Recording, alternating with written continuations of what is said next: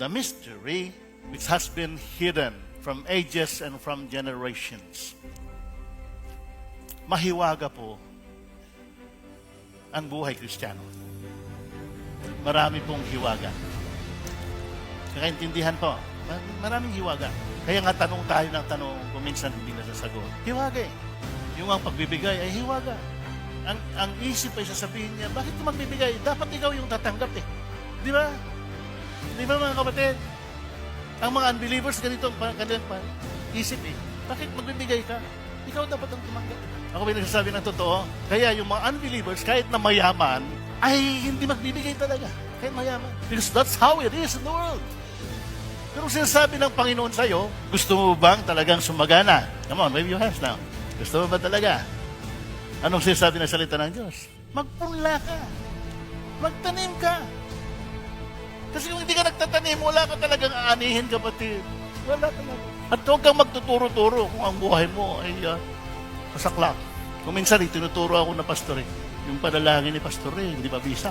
Hindi mabisa dahil hindi mo lang ginawa yung tamang dapat mong gawin Di ba? Bakit sa iba mabisa? Ang Diyos naman talaga ang siyang kikilos, hindi naman ako Get me right? Hiwaga, nakatago. It was hidden from ages and from generations. Pero sabi dito, ito yung good news Now has been revealed to His saints. Ikaw yon, yung saints na yan. Yung pinatawad ng Panginoon, hinugasan ng kanyang banal na dugo, and started a clean slate life. Walang dungis. Walang kasalanan.